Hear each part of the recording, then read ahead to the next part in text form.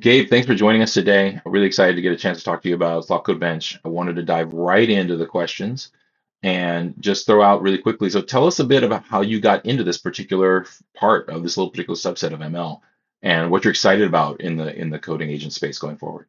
Yeah, thanks for having me. I guess, going back to the beginning, during my undergrad at RPI in upstate New York, last year I got really into just ML for code specifically. I had been into ML for a bit, but just the idea of coding seemed so perfect for machine learning. It was essentially like building blocks on building blocks on building blocks that seemed very learnable, that you could compose really well. And this was back in the day, but back during when it was still Konala, it was still very much semantic translation with surface metrics. And then the OG codex came out alongside the original program synthesis of large language models from Google, and that really kind of kickstarted my interest in this area.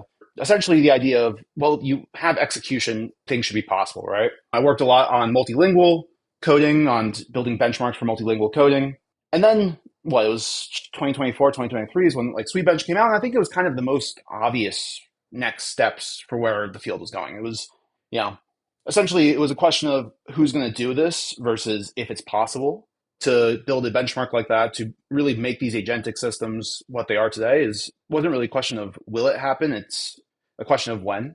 Because code has all these amazing properties, it has all these amazing verification properties, it really just made so much sense that this was the direction everyone would start heading. And I think that's kind of what got me into this area. Well, it was in 2024, I was interning at Replit, and they were really at the forefront of, they still are at the forefront of end-to-end agents. They're really just doing amazing work there. Yeah. And I remember there's some company at the time reported 70% on SWE-bench Lite. And it was kind of exciting to see everyone trying to figure out how they did it, and then also realizing, oh, this, the likelihood that was correct is near zero. But it was still, when it was super unsaturated, it was still super exciting. And then SWE-bench Verified came out, same level of excitement. And then essentially there's been all these different SWE-bench or X-bench something, or multi-SWE, multi-agent, multi-PR bench, whatever. But it's really, I think, kind of hit I don't want to say the peak, but it's hit the moment where we've had these single instance PR benchmarks. We've had these single instance issue benchmarks, and it doesn't really feel like there's much juice left there in terms of what is the future. And so that's how I got into this agent field. That's how I got into this project overall. So that's the overarching, story, very condensed into how I'm in agents for code now. Thanks for the background. So how'd you come up with the idea for SlopCodeBench, especially kind of the initial idea? In particular, what aspects of existing benchmarks did you feel were missing or just kind of weren't doing the job that we really are interested in? I think it was really a combination of getting very frustrated with all these different toolings, getting frustrated with Cursor. Like, Cursor's amazing, Cloud Code's amazing. They're all really just amazing. Like, in a vacuum, they're amazing products. I was getting annoyed because it wasn't using the patterns that I like. And when I looked over the code, it was incredibly frustrating because I was having to spend all this time being like, why is it doing this? Why is it doing that? This is stupid. All right. So, like, essentially, that was the inner monologue going on. It was getting really annoying. And then on Twitter, you see, people like Lucas Bayer, you see people, any of the Twitter influencers with different degrees of influence in the field saying essentially the same thing I was feeling. And that was really validating, which is that these models are generating slop, right? And obviously slop is not necessarily a scientific term, but it really kind of hit home at what I was feeling, that they're generating this very verbose, weird code that just isn't doing like what I wanted it to do. It's not doing even what I would think it would be doing. It's just missing something. And it just leaves your code base in a very bad state. It's very hard to recover from. It'd be as if I asked an undergrad, hey, can you implement an agentic tool calling system, right? And I looked over their code, and it'd just be incredibly frustrating to deal with. But I'm paying $200 a month for that privilege of getting frustrated with my code. It's something I felt was really missing. It was something I felt that was not there, and especially when you look at how benchmarks were, and it's the issue of the current benchmarks were all very single moment in time, right? Very single moment, very much this idea of, okay, once you solve the problem, that's it. No one cares what happens after it. No one really cares what's going to come of the solution that you just submitted. It's done. It solves, it gets the number, benchmark, bench max models, everything's perfect, right? But that's not really how, it's not even not really, it is how you benchmark. It's not how you code. It's not how you develop software. And I think everyone kind of knows where these agents will converge to, where the ultimate goal is, even if it's uncomfortable to say, it's that they will converge to completely autonomous coding. No human in the loop eventually, right? That's kind of, I think, at least in my opinion, that's the only way this entire timeline goes. But there's still the question of, well, okay, if they're entirely autonomous, or even if there's a human in the loop, what is going to happen when a human has to intervene, when a human has to try and debug because the models can't do it?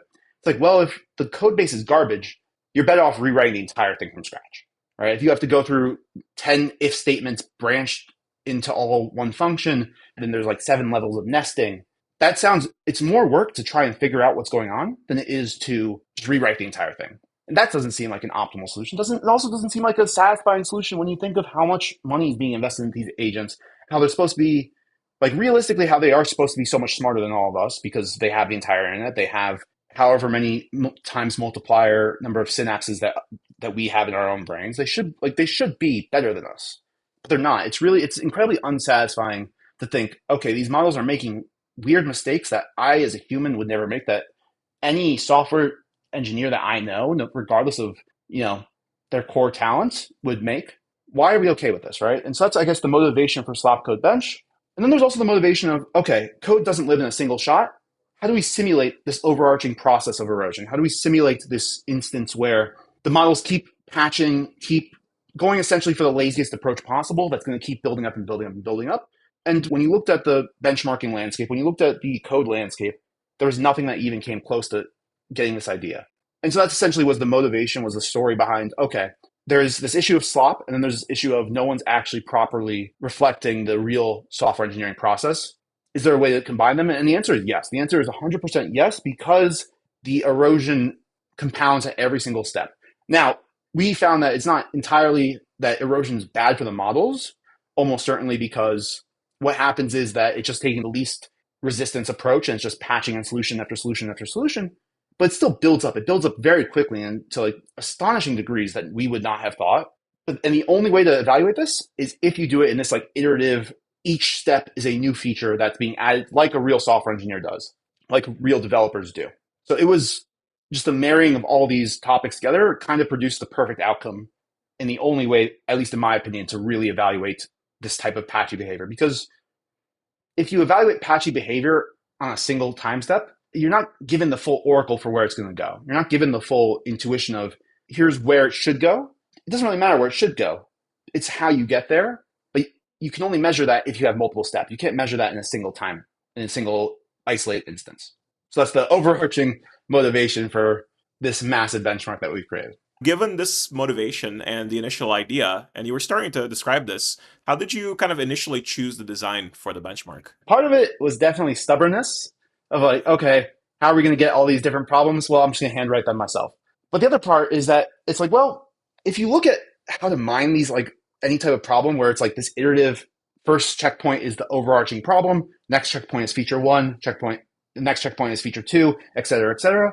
It's very hard to mine this, right? Especially because between PRs, which would be the most ideal like feature in a sense, so much else can change that's orthogonal to the actual core feature you're trying to implement that just gets caught up in the noise. That really, like the only way to do this is to start from scratch and write your own problems. It's also just a stronger benchmark overall. So in that sense, we really chose to write our own benchmarks. And in writing our own benchmarks, the biggest, like this was probably the most illuminating, I think it's the wrong word, but essentially the most illuminating perspective is that the point of this benchmark is for models to make decisions regarding design and architecture that will have impacts later on. That's our core thesis here. It's very difficult to just churn out problems like that. It requires a lot of very careful considerations. You have to really think, okay, where is this problem going to go? Okay, what's my opinion as, as a very novice engineer, but someone who's been coding a while and who's very opinionated on things I probably shouldn't be opinionated on. But the overarching thing is, where is this going to go? This problem going to go? Where is it going to go? And what's in my head the approach I would use? And even through writing the problems, new constraints come through where it's like, okay, I should have thought about this. So it's really this, like the only way you can really design really good problems for this benchmark is you have to think from scratch. Okay, here's a tool I've used. How would I build it? Right? What's the iterative steps I would go through? That's the overarching design, and how we came across this design is that really you can't just scrape problems. You can't just use GitHub repos. As much as I would love that to be the case, it'd make my life a lot easier. But repos are just there's too many other things going on. And at the scale you would want to do it, it's just not feasible at any economic, unless you're in Anthropic or OpenAI, it's not feasible for any real amount of money unless you get to use these models for free. So it's really like, is there a deterministic process to do this? No. So you have to write it by hand to get really good, high quality problems. So many organizations are dealing with significant tech debt in their code bases. And what do you think SlopCodeBench is going to be able to do to help us realize the promise of coding agents actually being able to help with that, compared to like the idea you're talking about right now, where people are seeing that a lot of the code that is generated is itself likely to become tech debt in the current state of affairs? Yeah, so I think one of the biggest issues that I've noticed with models currently is that they say they miss a test case, right? It's not a crazy thing in the world that they miss a test case. It's never ever discovered again, even if it's used in other tests that fail. Models have an allergy to try and figure out something that's broken in the code. They are operating under the assumption that if the code's broken, it's not their fault, which it makes sense to a degree, right? A human being working on a legacy code base, if something's broken, it's not their fault. They shouldn't really necessarily put all their effort into fixing it. But at the same time, if these models are this much better than us, and they really are, I've had AGI moments with these models, but it should be that these models are exceptionally better than us at these types of things, at catching these little details throughout iterations, and they should fix them. Now, when it comes to technical debt, it is a difficult thing to measure. It's very difficult to measure technical debt because just how big the code base needs to be, and also the idea of what is debt versus what is something you can kind of be like, okay, it's not necessarily needed, that you can skip over and make that compromise where it's not really worth it to deal with it. It works. Why do we need to rewrite it, right? If something works and it works to the standard you need it to, it's not necessarily technical debt to rewrite it. It just works. There's no need to overcomplicate it. I guess what I would consider technical debt would be, okay, there's this hacky thing to get the core code base to work, but we have to do it because we don't have enough time. That is, I guess, more of the technical debt that I would consider. And I think SlopCodeBench can really measure that, in the sense that the erosion that we measure and how we're measuring erosion through where is all the complexity going, where's all the if statements going, where are all the control blocks going, if they're all going into one big function, then that is in itself technical debt, because you're just making something that's harder to debug. You're making something that's too difficult to reason through quickly. Someone's going to eventually need to fix that. There's no way that 30 different if statements in one function is going to work forever. It's going to break. I would put a lot of money on that eventually breaking. So for people who have real technical debt, for people who have real issues with these agents, trying to figure out, okay, where can I deploy them best to actually save real dev hours, SlopCodeBench really does provide a great insight into how they deal with the kind of exponential increase in complexity throughout a project's lifecycle. Now, is this real? Is it going to be the most one-to-one? No. But it's, I think, a very good proxy for how people really will interact with these models. And I think part of that is driven by the fact that we are kind of very hands-off in terms of how the agents are implemented and what they do. I would say I'm fundamentally against the idea that everything needs to be evaluated in the same exact harness with the bare minimum to get a good idea of what Mini SWE agent is great, but you don't need to evaluate all your models in Mini SWE agent. I think if you just throw in Claude code, specify the version, you're good to go. That is a more useful way of evaluating these models than any generic harness will ever be.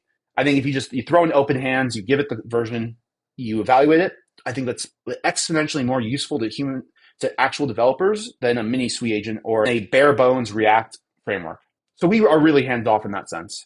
I think a lot of this entire design decision was because of the amazing work from Terminal Bench. We saw how they did their agents. We saw how they handled the Claude code, open code, that stuff, and I loved it. I thought it was super simple. Got the job done. It was perfect design decision, and so we piggybacked off that quite a bit. And I think it helps a lot in your benchmark design when you are just how are people going to actually use this? How are people going to actually interact with these models? And the closer you can get to true one-to-one how a real developer is going to interact with it, the more value your benchmark has, and the more you can kind of avoid the issues of benchmaxing. It's not a scientific term, but it is, it's a real thing that happens, and you feel it the moment you use one of these models that's been maximized perfectly for benchmarks, but not for real human use, is that they just are miserable to interact with. That's the overarching take for where we are now with how we've designed these very core issues of like how do you pick the model harness, how do you pick the prompting. It's as close to how I at least use these models, which is kind of sloppy itself, but that's how real people use them. So it's like the closer we can get to real human use, the more value our benchmark has, and that's been one of the core principles of our design. Thanks, Gabe. So I'm curious, actually, how can you tell a model is benchmaxed when you start using it? How quickly do you immediately see that kind of behavior? At least for me, it's been more just like, it's been more, it has to be what I think like the most recent one was, I guess, GLM 4.6. It was really disappointing. It would just get very simple things wrong. It would get very simple things wrong the moment you asked it to go outside of like the very simple one issue, one solving it. I mean, GLM is a great model. It just wasn't great for me, maybe in how I'm using it. But it's very clear that things fall apart with the, I guess, not superhuman, but the leveraging compute to replace menial work. That's where it falls apart. And like the very simple things, right? Because these models, like, I guess another good example is, GPT 5.2 recently, I tried to have it implement a spec. It did great at implementing part of the spec, but then just skipped over everything else, never wrote tests, didn't do anything else. It's like, okay, why? Like, cool, you got a good score. Where are my tests? Right? It's these, like, it's the attention to detail, I think, is the biggest issue plaguing these models now. And that, I think, is the core of the benchmaxing issue, is that they're great at a very specific within the evaluation harness. But the moment things go a bit outside of it and that you really need that attention to detail, it kind of all falls apart. So speaking of that and like models getting simple things wrong, just kind of more broadly, where do you see advanced models having the biggest trouble with SlopCodeBench kind of tasks? Some of our tasks, I would say, are like incredibly simple yet difficult, or not difficult in terms of their like oh gotchas. It's more difficult in terms of, okay, you've implemented something at checkpoint one. Will you use it? And the interesting thing that we've seen for some of our problems, like one where it's like it's implementing this manufacturing logic from a video game, right? It defines a function that it has to define to get something correct in checkpoint one. And then we tell it, not directly, but we say, okay, in checkpoint five, you need to, like in checkpoint five, we tell it, okay, you need to use this calculation that you've done before. The number of times I've seen Opus just try and rewrite that logic and get it wrong has been more than enough where I'm like, okay, why is it not doing this? And interestingly, we've seen that it skips previously defined logic the most when it's in high thinking mode. This is obviously caveated all on however the harness or however Claude Code gives high thinking to the model. It's not necessarily always going to be high thinking, but it just gives it the ability to think longer. We've seen almost entirely that this happens across a few other problems as well, where it just ignores what it's done before and tries to re-implement it based off what it thinks the answer is. It's essentially overthought what's going on. Really, I think a emblematic issue that a lot of people have with these models is that they just overthink. They just do too much. The idea with SlopCodeBench in terms of like the better design is that we would want it to eventually refactor its own code. That's the type of overthinking that I would want. Right? Once the complexity has gotten big enough that the model can recognize it's time to refactor, it refactors. I don't want overthinking, okay, how do I calculate this when you've already calculated it before, right? That should be implemented by the model 100%. And it's really frustrating that I've seen this in my own code and I see it in the benchmark, that it just cannot remember what it's done. Or not even remember, it sees what it's done and just decides, okay, I don't need that. All right. The most powerful model, Opus 4.5, which honestly is still like the best that I've used when coding, still makes these mistakes. And it's even worse in real applications. I can think of so many times even developing the benchmark where it's just forgotten to update all the uses of something that has changed. And now my entire code base raises errors every time I try to use it. It's these types of very simple, just boring work that I would hope that these models can do better. And SlopCodeBench brings that to the surface. Yeah, so I think overthinking and this kind of selective amnesia that you've described as model behaviors that are very costly are fascinating. Can you actually speculate on what model builders, agent designers, and so forth should really be thinking of doing to try to minimize these kinds of behaviors going forward? So I think part of the issue, I don't necessarily think that this is solvable by pure continual, like whatever continual learning the vague posting is suggesting at the time. I think that this is an issue of purely documentation in the code. Now, obviously, that could be considered a degree of continual learning, but it should be that it seems the pendulum has swung all the way towards minimizing comments and documentation because the public was getting annoyed by how many comments.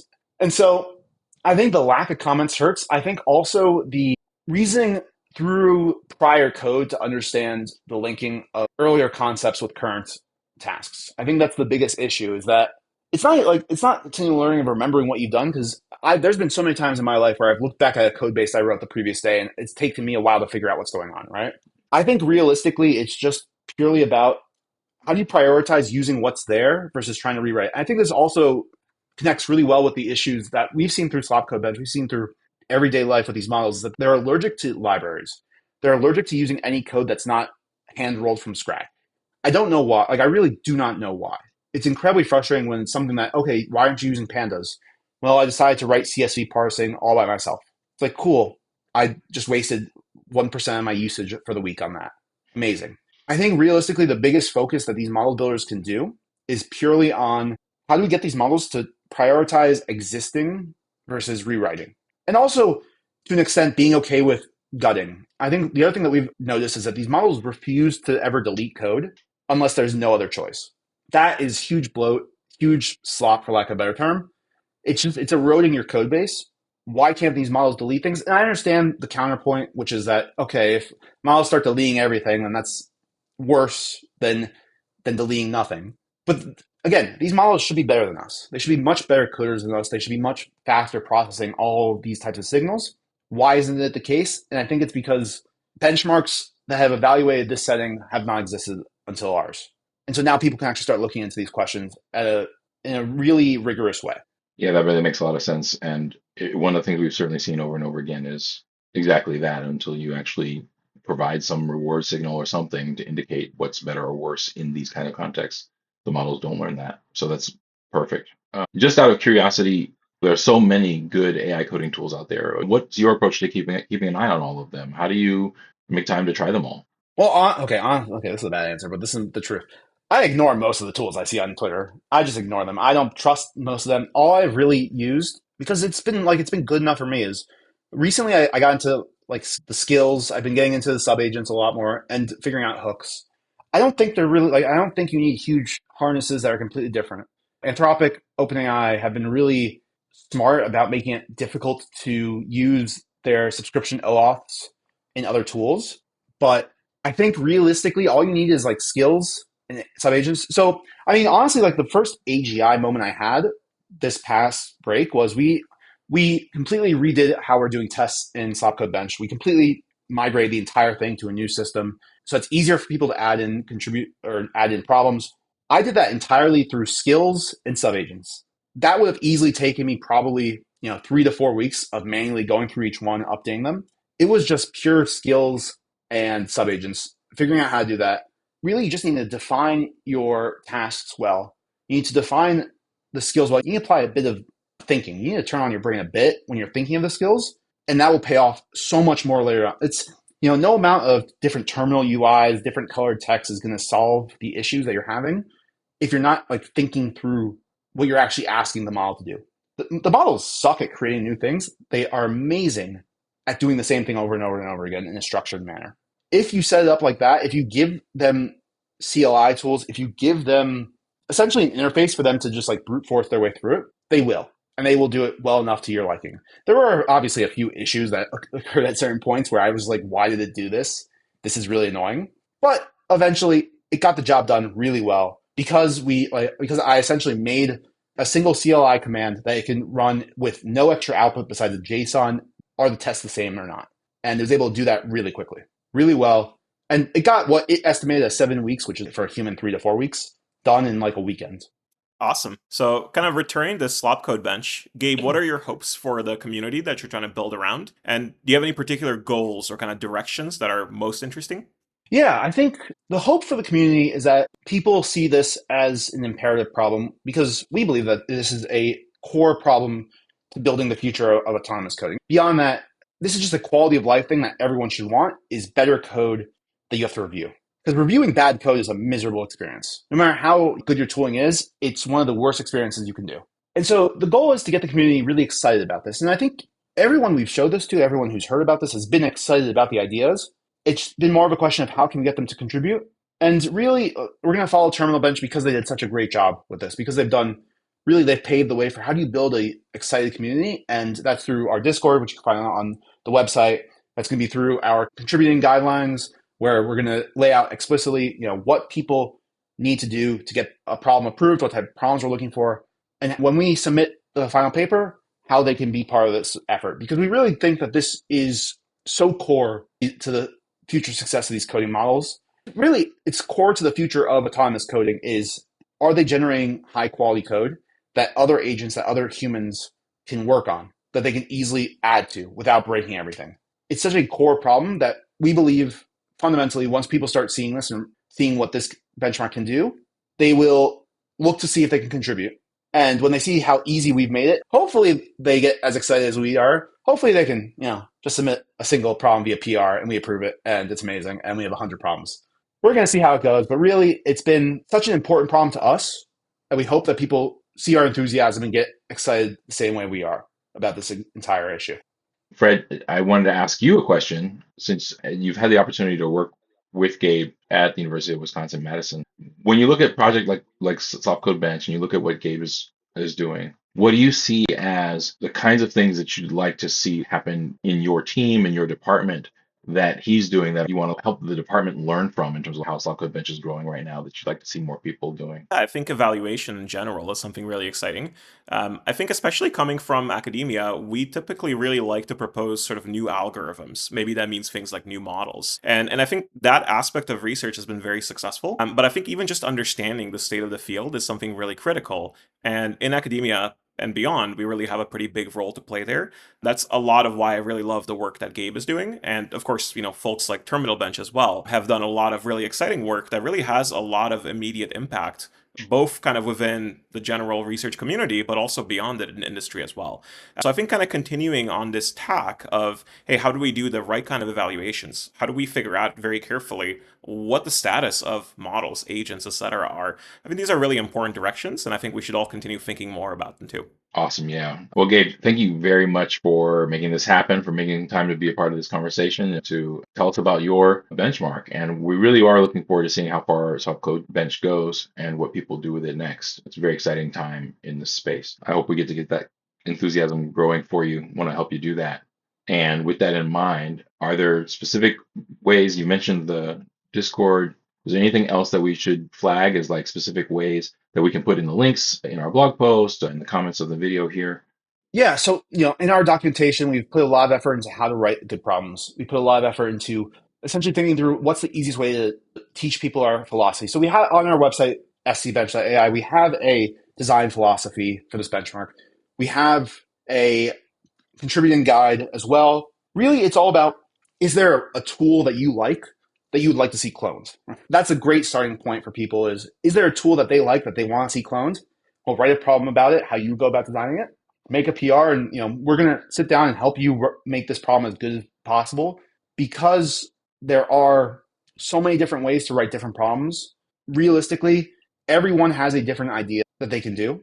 And so if they just go to our doc, if they go to our website, that's a great jumping off point. If they look at our problems that we've written that are all on our website as well, you can see what we're looking for and get inspired there to write your own problems, to contribute more testing framework stuff.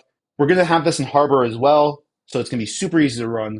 But really the biggest thing to getting this effort even further towards where we all believe it can be is just we want more problems. We want people who are passionate about coding, who are really opinionated about coding too. I think the best people that we found for writing problems are those who, even if I disagree with the majority of their opinions, are really opinionated about coding and how coding should be done. Those types of problems really yield the best results. So just join the Discord, look at the contributing page, look at the repo, and you will see something that hopefully inspires you to write up a problem. Awesome. Sounds good.